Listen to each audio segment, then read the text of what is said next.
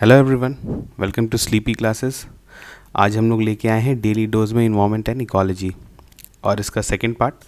इसके first part में हमने देखा था इन्वायरमेंट का 5 क्वेश्चंस, फिर उसके एक्सप्लेनेशन को भी डिस्कस किया था। आज भी हम लोग सेम वैसे ही करेंगे, सेम लेवल ऑफ क्वेश्चंस वही रहेगा। और आप वीडियो को पॉज करिए, क्वेश्चन को अटेम्प्ट करिए और फिर जो है इसका एक्सप्लेनेशन देखिए।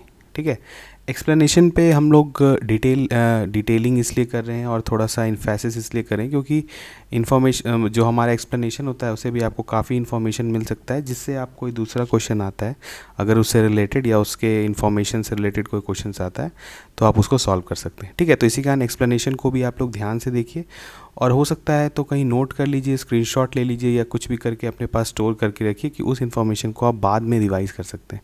ठीक है, ऐसे तो इसका PDF जब मिलेगा तो वो आपके लिए बहुत ईजी होगा रिवाइज़ करने के लिए, पर फिर भी अगर अभी आप क्विक रिवीजन करना चाहते हैं तो आप इसका स्क्रीनशॉट ले सकते हैं या फिर कहीं छोटा सा कुछ लिख सकते हैं, स्मॉल नोट्स बना सकते हैं। ठीक है, तो अब हम लोग स्टार्ट करते हैं। हमारा फर्स्ट क्वेश्चन है, consider the following statements about Indian state of forest report ISFR। ठीक है, फर्स्ट स्टेटमेंट है it is a biannual report bi annual. Okay, second है forest survey of India FSI a premier national organisation that prepares this report. Third है the 2019 survey has found a decrease in total forest and tree cover in the country. ठीक है, तो आपको बताना है विच of the above statements are incorrect. Okay, कौन कौन से इसमें गलत हैं वो आपको बताना है। तो बताइए इसका सही ऑप्शन क्या होगा। इसका सही ऑप्शन होगा 1 और 3, मीन्स आपका स्टेटमेंट 2 जो है वो सही है बिल्कुल और स्टेटमेंट 1 और 3 जो है वो गलत है। तो देख लेते हैं गलत क्यों है। देखिए, ministry of environment forest and climate change has release India state of forest report ISFR 2019। ठीक है, ISFR is a biennial. Okay, देखिए यहाँ पर कन्फ्यूजन बहुत लोग को हो जाता है बाई एनुअल और बाईएनियल में। ठीक है, बाईएनियल होता है 2 साल में एक बार, बाई एनुअल मतलब 1 साल में 2 बार। ठीक है, तो इन सब चीज़ों का छोटा छोटा चीज़ है, इन सब चीज़ों पर आप ध्यान रखिए क्योंकि ये आपको एग्ज़ाम में गलत करवा सकते हैं आपसे। ठीक है, और इसी तरह का स्टेटमेंट वो बनाते हैं कि आप कंफ्यूज हो जाएं क्योंकि आपको लगेगा कि आप कुछ ऐसा पढ़े हैं पर होता कुछ और है। ठीक है, तो बाईएनियल और बाई एनुअल में ये डिफरेंस है। देखिए, ISFR assesses the forest and tree cover, bamboo resources, carbon stock and forest wires. ठीक है, ये बहुत ही इंपॉर्टेंट रिपोर्ट इसलिए है क्योंकि गवर्नमेंट ऑफ इंडिया का जितना भी फॉरेस्ट से रिलेटेड पॉलिसीज़ बनता है, जो भी आप देखते हैं फॉरेस्टेशन मिशन या फिर आपका जो फॉरेस्ट डेवलपमेंट का या फॉरेस्ट प्रोटेक्शन का जितना भी पॉलिसी बनता है वो इस रिपोर्ट पे ही डिपेंड करता है। ठीक है, ये एक बहुत कर सकते हैं एक तरह से, मतलब one of the most important report related to forest in India. ठीक है, और देखिए इस 2019 रिपोर्ट में एक नया चीज़ क्या था, it also created a national forest inventory for the first time of on produce from forest. First time ऐसा हुआ कि जितने भी फॉरेस्ट थे उनसे कितना तरह का फॉरेस्ट प्रोड्यूस निकलता है उसका भी एक इन्वेंट्री बनाया गया था। फॉरेस्ट प्रोड्यूस मीन्स आपने पढ़ा होगा कि उससे कितना वुड निकलता है, रेजिन्स और जो भी आप फॉरेस्ट प्रोड्यूस बहुत सारा होता है, तो आप उसको पढ़ सकते हैं। ठीक है, थोड़ा सा और देख लेते हैं। देखिए, अब यहाँ पर जो हमारा स्टेटमेंट था, स्टेटमेंट हमारा थर्ड जो था, the 2019 survey has found a decrease in total forest and tree cover, that is wrong.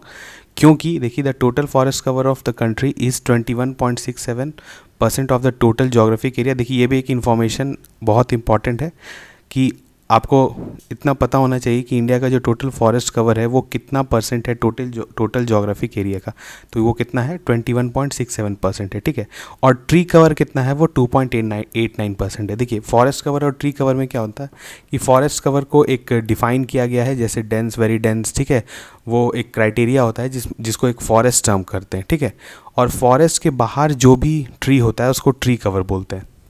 तो आपसे पूछा जा सकता है कि फॉरेस्ट कवर और ट्री कवर में क्या अंतर है, तो इसके बारे में आप जो है अगर रिपोर्ट में देखिएगा तो वहाँ पे आपको पता चल जाएगा कि फॉरेस्ट का हम लोग किसको टर्म करते हैं, उसका क्राइटेरिया क्या होता है। ठीक है, तो इस रिपोर्ट को आप थोड़ा ध्यान से पढ़िएगा तो आपके लिए अच्छा होगा। दूसरा क्या है कि देखिए यहाँ पर the total forest and tree cover of the country is 24.56, इन दोनों को ऐड कर दिया गया है। Of the geographical area of the country in the last assessment means 2017 में दिस वॉज 24.39%। ठीक है, और देखिए ओवरऑल इसका इंक्रीज जो हुआ है वो 0.65% का हुआ है। ठीक है।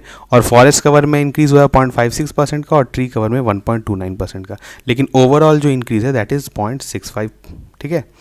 तो आप देख रहे हैं कि इस तरह का इन्फॉर्मेशन थोड़ा सा छोटा छोटा इन्फॉर्मेशन होता है पर इंपॉर्टेंट होता है, ठीक है। अगर आपको इतना भी पता है कि वो इंक्रीज़ किया है तो that is more than enough. हम लोग बढ़ते हैं आगे। विच one of the following is a mixed world heritage site under the UNESCO world heritage list? आपका ऑप्शन 1 है कैंचनजंगडोंगा नेशनल पार्क, जिसको आप लोग कंचनजंगा नेशनल पार्क भी बोलते हैं, पर एक्चुअली उसका प्रोनाउंसिएशन जो है वो है कैंचनजंगडोंगा। और सेकंड है Nanda Devi biosphere reserve, third है हम्पी और फोर्थ है लोकतक लेक। तो बताइए इसका सही ऑप्शन कौन सा है? इसका सही ऑप्शन है ऑप्शन 1 जो कि है कैंचनजंगडोंगा नेशनल पार्क। अब इसके बारे में थोड़ा देख लेते हैं कि Khangchendzonga national park was designated as world heritage site in 2016 under the mixed category. देखिए वर्ल्ड हेरिटेज साइट जो यूनेस्को का होता है उसके अंदर दो होते हैं, कल्चरल होता है, एक नेचुरल होता है। तो आप जानते हैं कि इंडिया में ये जैसे यहाँ लिस्टेड है, अभी देखिए ये जो आपके हैं ये यहाँ पर ये दीज आर और नेचुरल हेरिटेज साइट्स, ठीक है। इसके अलावा 30 जो है वो कल्चरल साइट्स भी हैं। अगर आप उसको देख सकते हैं एक बार तो देख लिया, आपके लिए अच्छा रहेगा। ऐसे कुछ ज़्यादा ज़रूरी नहीं है पर फिर भी इम्पॉर्टेंट है, उनको देख लीजिएगा। और यहाँ पर है जो है आपका दिया हुआ है नेचुरल हेरिटेज साइट्स है। और कैंचनजंगडोंगा जो है वो फर्स्ट मिक्स्ड है, मीन्स वहाँ पे कल्चरल भी है और वहाँ पर नेचुरल भी है, ठीक है। तो आप कह सकते हैं कि फर्स्ट मिक्स्ड हेरिटेज साइट जो है वो कैंचनजंगडोंगा नेशनल पार्क है इन सिक्किम, ठीक है। तो ये भी इन्फॉर्मेशन बहुत इंपॉर्टेंट था क्योंकि ये अक्सर क्वेश्चन जो है इससे पूछ लिया जाता है। और बाकी को भी आप देख सकते हैं, Kaziranga, Keoladeo, Manas, Nanda Devi, Sundarbans and western Ghats, these are all natural heritage sites in India, ठीक है। अब हम लोग देखते हैं नेक्स्ट क्वेश्चन। ये भी आपका प्रीवियस ईयर क्वेश्चन आ चुका है। तो ये है which one of the following is an artificial lake? पहला ऑप्शन है आपका कोडाई कैनाल तमिलनाडु, सेकंड है कोलेरू आंध्र प्रदेश, सी है नैनीताल उत्तराखंड, डी है रेणुका हिमाचल प्रदेश। तो बताइए इसका सही ऑप्शन क्या होगा? इसका सही ऑप्शन है option A Kodaikanal Tamil Nadu. देख लेते हैं इसके बारे में थोड़ा सा। Kodaikanal lake also known as Kodai lake is a man made lake located in Kodaikanal city in Dindigul district in Tamil Nadu India. Sir Vere Henry Levinge the then collector of Madurai was instrumental in creating the lake in 1863, ठीक है। ये information Wikipedia से लिया गया, आप वहाँ पे देख सकते हैं। Amid the Kodaikanal town which was developed by the British and early missionary from the USA. देखिए आर्टिफिशियल लेक क्या होता है कि जनरली ये मैनमेड, मतलब ये मैनमेड लेक होता है और ये अपने मतलब या तो रिजर्वायर क्रिएट करने के लिए या फिर उसका नेचुरल सीनिक ब्यूटी बढ़ाने के लिए बहुत सारा रीजंस होता है लेक फॉर्म करने का, या नेचुरल हैबिटेशन अगर बगल में है तो उनको वाटर सप्लाई देने का, या जो भी नीड्स होता है जो ह्यूमन नीड्स होता है उसको सेटिस्फाई करने के लिए भी लेक फॉर्म किया जाता है, या इकोसिस्टम प्रिजर्व करने के लिए भी कहीं कहीं पे लेक बनाया जाता है। तो बहुत सारा रीज़न है, लेकिन ये सब लेक्स जो हैं ये नेचुरली फॉर्म नहीं हुए हैं, ये मैनमेड है। मतलब इसका पूरा इस तरह से बनाया जाता है कि इसमें मतलब इनपुट्स दिया जाता है, रिजर्वायर क्रिएट किया जाता है या नेचुरल रिजर्वायर रहता है उसको उसमें लेक में कन्वर्ट किया जाता है। तो ये सब काम जो होता है ये मैनमेड होता है, ठीक है। तो इस तरह के लेक्स को बोलते हैं मैनमेड। और भी जितने भी मैनमेड लेक हैं इंडिया में उनको भी आप एक बार देख लीजिए तो आपके लिए अच्छा रहेगा। और नेचुरल लेक्स को भी आप देख सकते हैं क्योंकि लेक्स भी है उससे काफ़ी क्वेश्चन जो है आपका आते रहता है। अब हम लोग देखते हैं नेक्स्ट क्वेश्चन इसका एक्सप्लेनेशन देख लेते हैं। और देखिए बाकी लेक्स भी जो है हमारा, जैसे कोलेरू लेक है सिचुएटेड इन आंध्र प्रदेश, ये भी बहुत इंपॉर्टेंट लेक है, ये नेचुरल लेक है। It is located between the deltas of Krishna and Godavari rivers in the Krishna and Godavari district.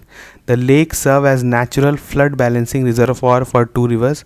It is also a Ramsar convention site, ठीक है। अब देखिए रामसर वाला जो हमारा जितना साइट्स है उसको भी हम लोग एक वीडियो में डिस्कस करेंगे। रामसर कन्वेंशन क्या होता है, मॉन्ट्रिक्स रिकॉर्ड्स क्या होता है, ये सब भी इंपॉर्टेंट है। इसके बारे में थोड़ा बहुत इन्फॉर्मेशन आपको होना चाहिए क्योंकि इससे रिलेटेड कुछ कुछ क्वेश्चंस कभी कभी आ जाता है। दूसरा है जो था हमारा नैनीताल है, वो सिचुएटेड है फुट हिल ऑफ हिमालयस, ठीक है, with pear shaped Naini lake at its centre. और हमारा लास्ट था Renuka lake situated in the Sirmaur district of Himachal Pradesh. This lake has been named after the goddess Renuka. A lion safari and a zoo are major attraction of Renuka, ठीक है। It is a site for the annual fair in the month of November. ये सभी lakes हैं, और भी आप देख सकते हैं जितना इंपॉर्टेंट लेक्स हैं उनके बारे में एक बार अगर आप देख लेंगे और कहाँ वो सिचुएटेड है तो वो मोर देन एनफ होगा। हम लोग बढ़ते हैं नेक्स्ट क्वेश्चन में। Among the following cities which one lies on a longitude closest to that of Delhi. देखिए अब ये क्वेश्चन जो है ये मैप बेस्ड क्वेश्चन है। अगर आपको मैप आपके दिमाग में है कि इंडिया का इंपॉर्टेंट सिटीज़ का लॉन्गिट्यूड या लैटिट्यूड पोजीशन क्या है तो तभी आप इस क्वेश्चन को सॉल्व कर पाएंगे। अगर नहीं है तो फिर आपको इमेजिन करना थोड़ा सा मुश्किल होगा, ठीक है। पर हम लोग इसका एक्सप्लेनेशन देखेंगे, उससे आपका इन्फॉर्मेशन बेस बढ़ेगा। तो बताइए इसका सही आंसर क्या है। इसका सही आंसर है हैदराबाद, ठीक है। सॉरी हैदराबाद नहीं होगा, इसका आंसर होगा Bengaluru. This is wrongly marked, ठीक है। इसका आंसर है बेंगलुरु। इसका देख लेते हैं। देखिए बेंगलोर का सबका हम लोग यहाँ पर लिए हुए हैं लॉन्गिट्यूडनल पोजीशंस।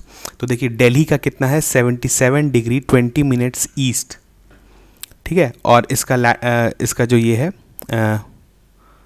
सॉरी हाँ ये है। और बेंगलोर का देखिए क्या है, बेंगलोर का है आपका 77 डिग्री 38 मिनट्स ईस्ट। हैदराबाद का है 78 डिग्री 30 मिनट्स ईस्ट। नागपुर का है 79 डिग्रीज 9 मिनट्स ईस्ट। और पुणे का है 73 डिग्री 55 मिनट्स ईस्ट, ठीक है। तो अब देखिए ये तो इनका एक्चुअल डेटा हो गया, पर हम लोग मैप में तो इतना हम लोग को एग्जैक्ट याद रखने का ज़रूरत नहीं है। अगर आपको पोजीशंस भी याद है तो आप उसे सॉल्व कर लेंगे। देखिए अब यहाँ पर हम लोग मैप देखते हैं इसका। देखिए अब यहाँ पर एक स्ट्रेट लाइन ड्रॉ किया गया है। अगर हम एक स्ट्रेट लाइन ड्रॉ करते हैं तो हमको डायरेक्टली लॉन्गिट्यूड पता चल जाता है। तो यहाँ पर देखिए एक दिल्ली से हमने स्ट्रेट लाइन ड्रॉ किया है। अब आप देखिए यहाँ पर हैदराबाद कहाँ पर है, हैदराबाद कहीं यहाँ पर है, ठीक है। इसका डिस्टेंस जो है इस लाइन से देखिए थोड़ा सा दूर है ज़्यादा। बैंगलोर जो है बिल्कुल लाइन के बगल में है, ठीक है। और जो हमारा दूसरा था मैसूर, ये भी थोड़े से डिस्टेंस पर है। और नागपुर जो है ये थोड़ा ज़्यादा डिस्टेंस पे है, ठीक है। तो ये ऑप्शंस काफ़ी क्लोज दिया हुआ था, ठीक है। तो इसमें हो सकता था मे भी आपका गलत हो जाए, पर फिर भी आप ऑप्शन एलिमिनेट करके इस क्वेश्चन को बनाया जा सकता था। पर ये एक टफ क्वेश्चन था। तो इस क्वेश्चन से क्या है कि आपको जनरली क्या करना है ना कि जितना इंपॉर्टेंट सिटीज़ हैं उनका लॉन्गिट्यूड और लैटिट्यूड अगर आप पता रखेंगे तो आप जो है अंदाज से इन सब क्वेश्चन को सॉल्व कर सकते हैं।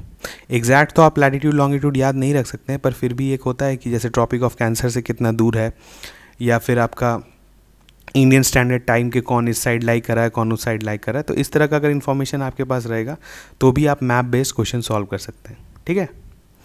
अब हम लोग देखते हैं नेक्स्ट क्वेश्चन। ये भी आपका प्रीवियस ईयर ही क्वेश्चन है। Which one of the following statements regarding laterite soils of India are correct, ठीक है। लैटेराइट सॉइल के बारे में पूछ रहा है। पहला ऑप्शन है आपका they are generally red in colour, ठीक है। स्टेटमेंट 2 है they are rich in nitrogen and potash. Third है they are well developed in Rajasthan and UP. Fourth है tapioca and cashew nuts grow well on this soils, ठीक है। Select the correct answer using the codes given below. बताइए कौन सा statements इसमें सही है। तो इसका सही है आंसर 1 और 4। जो आपका स्टेटमेंट 2 और 3 है ये गलत है। देखिए अब एक्सप्लेनेशन में जाने से पहले ये देखिए स्टेटमेंट जो है आपका नाइट्रोजन एंड पोटाश, ये जो है ये बहुत ही मतलब इससे आप पिक कर सकते हैं इंडिया का अगर कोई भी सॉइल का क्वेश्चन आए, क्योंकि इंडिया का मैक्सिमम सॉइल्स जो है उसमें नाइट्रोजन का डेफिशिएंसी होता है। इसीलिए इंडिया में जो है इतना यूरिया यूज़ हो सकता है, यूज़ होता है, ओवर यूज़ होता है एक्चुअली। यूरिया का ओवर यूज़ होता है इंडिया में। आप देखते होंगे सबसे ज़्यादा फर्टिलाइज़र इंडिया में यूरिया यूज़ होता है। और यूरिया जो होता है वो किस लिए होता है, for increasing the nitrogen content in the soil, ठीक है। अब इसका एक्सप्लेनेशन देखते हैं। देखिए laterite soils are rich in bauxite और ferric oxides. They are very poor in lime, magnesia, potash and nitrogen. देख रहे हैं मैक्सिमम जितना मैक्रो मिनरल्स है आपका उसमें वो जो है वो डेफिशिएंट है। Sometimes the phosphate content may be high in form of iron phosphate. In wetter places there may be higher content of humus. अब देखिए अब लैटेराइट सॉइल एक्चुअली इसका फॉर्मेशन कैसे होता है थोड़ा सा देख लेते हैं। ऐसे तो ज्योग्राफी का जो लेक्चर्स होगा उसमें आपको पढ़ाया जाएगा सॉइल के बारे में। लैटेराइट सॉइल वैसा सॉइल होता है ना जहाँ वो वैसे रीजन में लाई करता है जहाँ पे इंटेंस रेनफॉल होता है, ठीक है। अब बोलिए कि रेनफॉल से क्या इसका रिलेशन है। तो रेनफॉल से क्या होता है कि सॉइल में ना एक्सेसिव लीचिंग होता है। लीचिंग एक प्रोसेस होता है जिसमें होता क्या है कि अगर जो वाटर मतलब जो पानी पड़ता है वो सॉइल में एक मिनरल होता है सिलिका, ठीक है। तो सिलिका जो है वो वाटर के साथ मिक्स करके वो ड्रेन कर जाता है, ठीक है। तो जब सिलिका ड्रेन कर जाता है तो आपका सिर्फ बच जाता है जनरली बॉक्साइट मीन्स एल्युमिनियम और फेरिक ऑक्साइड मीन्स आयरन, ठीक है। तो ये जब बच जाता है ना तो ये एक रेड मतलब इनका नेचुरल कलर जो होता है वो रेड होता है, ठीक है। और इसीलिए हम लोग बोलते हैं कि इसका जो लीचिंग की वजह से भी क्या होता है कि बहुत सारा मिनरल्स बह जाता है, तो उसके वजह से जो होता है ये इनफर्टाइल सॉइल हो जाता है और मतलब एग्रीकल्चर के लिए सूटेबल नहीं होता है। पर इसमें अगर हम लोग ठीक से न्यूट्रिएंट्स ऐड करें और फर्टिलाइजर्स का यूज़ करें तो फिर इसके बाद इसमें कल्टीवेशन हो सकता है। और कल्टीवेशन में भी हम लोग देखते हैं कि इसका मैक्सिमम इसमें जो कर्नाटका और इस साइड में होता है टैपियो का, आपने देखा कैश्यू का भी जो है इसमें कल्टीवेशन होता है। अब यहाँ पर देखिए लोकेशन भी इसका गलत दिया हुआ था, they are well developed in Rajasthan and UP, ठीक है। अब अगर आपको पता होगा, अगर आपको थोड़ा सा भी याद होगा तो जैसे इंडिया का जो मैप है, ठीक है, एक रफ मैप बना देते हैं। तो ये वाला जो यूपी और बिहार वाला जो एरिया है आपका, यहाँ पर सिर्फ और सिर्फ मैक्सिमम एल्यूवियल सॉइल है, ठीक है। लैटराइट सॉइल आपका देखिए कहाँ कहाँ है। लैटराइट सॉइल जो है आपका वो ईस्टर्न घाट में है, राजमहल हिल्स में है, विंध्यन, यहाँ भी जानते हैं विंध्यन रेंज यहाँ पर बीच में लाई करता है, सतपुरा भी यहाँ पे लाई करता है, और मालवा प्लेटू, ठीक है। और इधर भी आप जानते हैं इस साइड जो हमारा जो वेस्टर्न घाट के साइड भी रीजन है वहाँ पर भी हमारा लैटराइट सॉइल मिलता है, क्योंकि वहाँ पर भी इंटेंस रेनफॉल होता है। जैसे यहाँ पर देखिए Maharashtra and parts of Karnataka, ठीक है। तो जहाँ जहाँ एक्सेसिव रेनफॉल होता है, जहाँ जहाँ एक्सेसिव लीचिंग होता है, वहाँ पर लैटराइट सॉइल्स मिलता है, ठीक है। अगर आपसे कहीं पूछा जाए कि leaching is associated with which kind of soil, तो आप बोल सकते हैं लैटराइट सॉइल, ठीक है। तो आज जो था हमने 5 क्वेश्चंस कवर किया इन्वायरमेंट में, और इसको थोड़ा बहुत इसका एक्सप्लेनेशन भी डिस्कस किया। इसी तरह से थोड़ा थोड़ा इन्फॉर्मेशन आप जो है इन्वायरमेंट में बढ़ाते रहिए, और अगर आप स्लोली भी जाइएगा तो इसमें काफ़ी टाइम है आपके पास कि आप इजीली जो है इसमें अच्छा खासा पार्ट कवर कर सकते हैं, ठीक है। तो हम लोग मिलते हैं नेक्स्ट लेक्चर में इन्वायरमेंट के। Thank you.